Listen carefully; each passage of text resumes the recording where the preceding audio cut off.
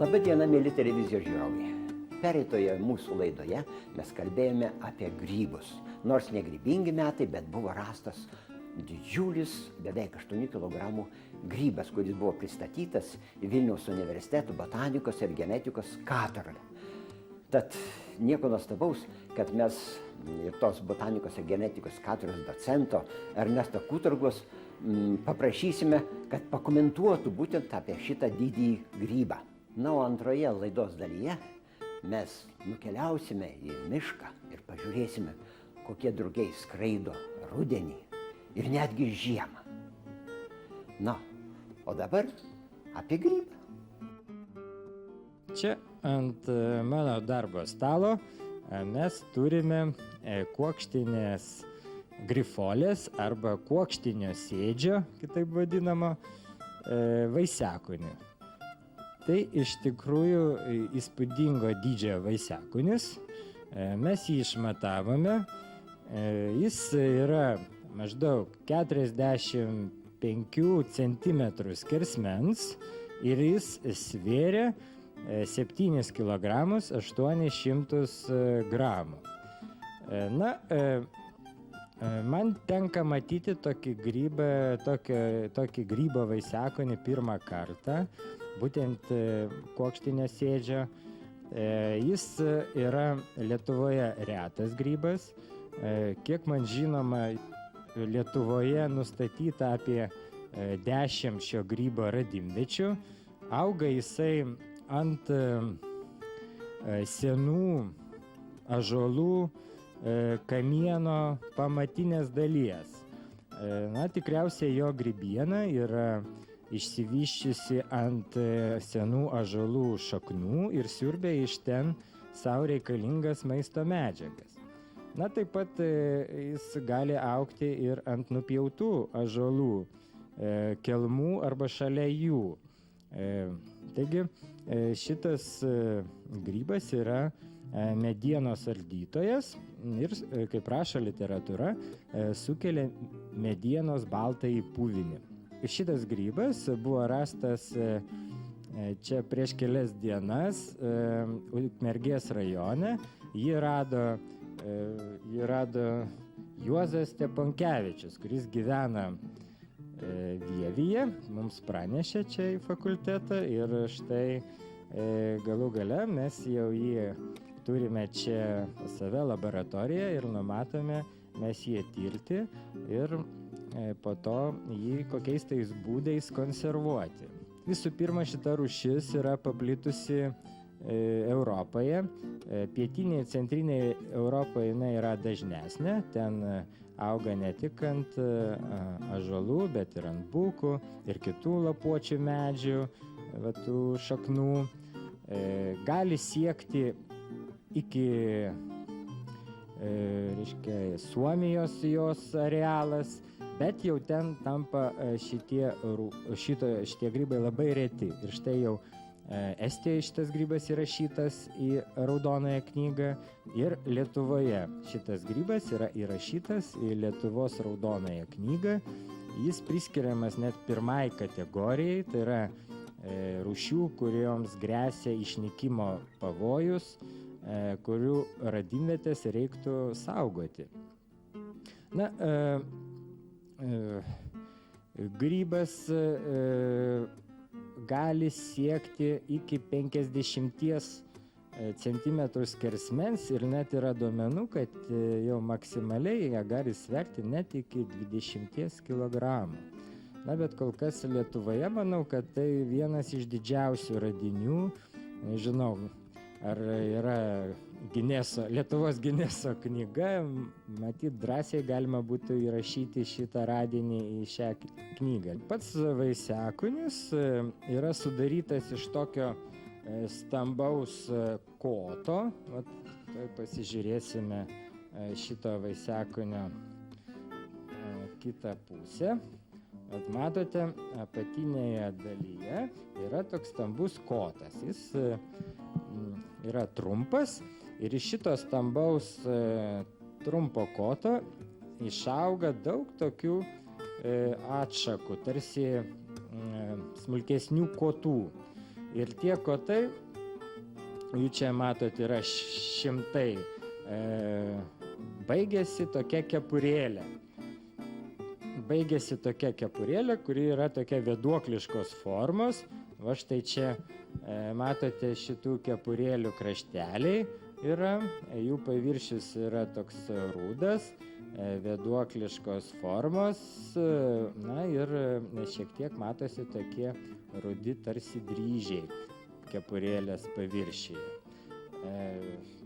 Pats grybas dauginasi sporomis, kurios formuojasi vamzdelinėme vaisinėme sluoksnėje, kuris yra kepurėlės apatinėje dalyje. Grybas tuomi panašus į kempininius grybus ir jis priklauso kempininių grybų šeimai. Vaisiakonio mėsa, mėsingoji dalis yra valgoma. Literatūroje rašoma, kad galima šitą grybą, atitinkamai supjaušius, ypač jauną vaisiakonį, pavirus, galima jį išsikepti ant keptuvėje ir pabandyti valgyti. Tačiau mes suprantam, kad šitas grybas priklauso Lietuvos raudonajai knygai, jį reikia saugoti, dėl to kiekvienas vaisiakonis mums vertingas kaip mokslinis objektas, dėl to mes jo tikrai nesiruošėme valgyti, o bandysime išsaugoti ateities kartoms, kad parodyti, kokius iš tikrųjų galiūnus išaugina Lietuvoje miškai. Mes rudens miške. Rudens tikra to žodžio prasme, kadangi jau, kaip matot, ir medžių lapai krenta arba beveik nukrytę, bet ruduo taigi plati savoka, juk ruduo prasideda rugsėjį, o rugsėjį dar skraido dieniniai drugiai. Dieniniai drugiai, kas įdomiausia, kad dieniniai drugiai, kai kurie rugsėjo mėnesį kažkur tai ieško užūnarvių. Tikriausiai esate matę, kartais į klėtį įskrenda, arba per langą netgi į kambarį įskrenda koks nors, arba spungė, arba dilgėlinukas.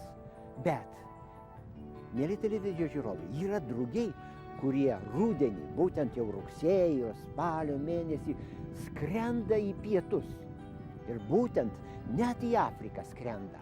Ir tokie drugiai tai yra admirolai, gražūs mūsų drugiai, kurie visą vasarą gyveno Lietuvoje, o rudenį patraukia į pietus, perskrenda kalnus, perskrenda Viduržemio jūrą ir atsidūrė Atlaso kalnuose, Šiaurės Afrikoje.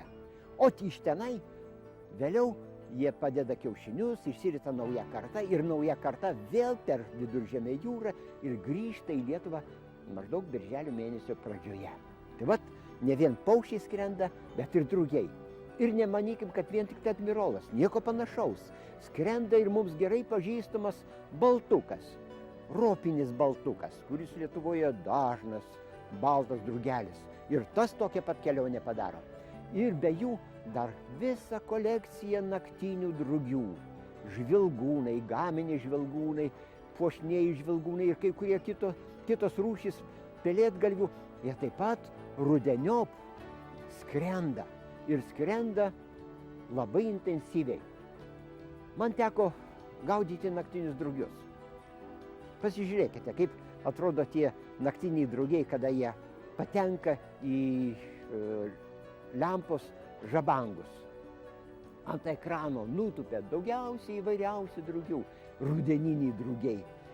Jų tarpe ir dirvinukai, kurių suskrenda kartais iki 300 per vieną vakarą, tai vis keleiviai, kurie traukia į pietus. O iš Lietuvos ankstyvo rudens labai puošnios yra peteliškės. Puikios peteliškės. Didžiausia jų tarpe, viena didžiausias pelėdgalvis, tai būtent yra mėlynsparnė peteliškė arba uosinė peteliškė, kai kitom kalbom šneka, o rusai ją vadina ordino juosta. Būtent caro laikais tokį juostą puošdavo ordinus. O kitos rūšis pelėdgalvių. Būtent jos labai puošnios, bet raudonus sparnus turi, vat pelėdgalvis, peteliškė, raudonsparnė ir ne viena rūšis, jų bent kelios rūšis Lietuvoje gyvena. Jūs atkreipkite dėmesį, jų priekiniai sparnai pilkučiai, visiškai tokie pat kaip mūsų žievė. Ir jeigu ant žievės atsitupia, tai jo nematai. Bet jeigu pabaidysi, jisai plykstelna raudona spalva, o raudona spalva gamtoje yra įspėjamoji spalva. Nelieskit manęs, aš nuodinga. Nu, aišku, šitie drugiai nėra nuodingi, bet jie imituoja tuos nuodingus drugius. Paukštis galbūt šiek tiek sudelsia, pamatęs raudoną spalvą, o drugiui to ir užtenka, jisai pasislepia. Bet štai, mėly televizijos žiūrovai, ateina vėlyvas ruduo. Vėlyvas ruduo, kuomet lapai vat štai nukrenta, kuomet žemė padengta lapais, kuomet jau pirmos šalnos ateina ir tada pradeda skraidyti tikrieji rudeniniai drugiai. Dienių drugių mes jų tada nematysim, jų nesimato, nes jie visi sulindę arba į užunarvius, arba citrinukai, tai tiesiog guli tarp lapų, lyg pavyzdžiui koks nors beržo lapelis, citrinukas, guli ant šono, miške. Nesušala. Po sniego danga jisai nesušala. Spungės klėtį, pavyzdžiui, peržiemoja arba kažkur tai drevėje. Štai, bet išskrenda naktiniai drugiai, pelėdgalviai, sprindžiai. Ir kas įdomiausia, kad šitie drugiai labai panašus į lapus, nukritusius lapus. Ir jie būtent slepiasi tarp tų lapų. Arba ant žemės, dažniausiai ant žemės tarp lapų jie nutupia ir jų tikrumai nesimato, visiškai nesimato. O naktį jie skraido. Ir įsivaizduokim, jūs apsirengę, taip kaip ir aš dabar, šilčiau apsirengęs, yra netgi sunku patikėti, kad galėtų skraidyti drugiai 2 laipsniai plus ir kartais jau jie skraido. Ir kas dar įdomiau, kad kai kurie drugiai skraido iki pat gruodo. Kada jau gruodas susidaro, tada jie žūna. Bet ir tai ne visi. Ne visi. Dalis drugių žiemoja.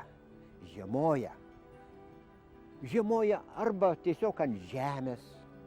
Už tai jų spalvos ne vien geltonos, kadangi žiemos pradžioje tai lapai jau būna apipuvę, rudi, juosvi ir tokios spalvos juos slepia. Ir štai ateina žiema. Žiema su šalčiais, sukausto žemė, sniegas. Jūs nustebsit, kad mano drugys vienas yra pagautas Kalėdų pirmą naktį. Kalėdų naktį pagautas. Žmona atvirai pasakius netikėjo, kad aš pagausiu kokį nors drugelį. O pagavau, buvo +5 laipsniai ir sniegas tik tai lopais buvo lykęs tik tai.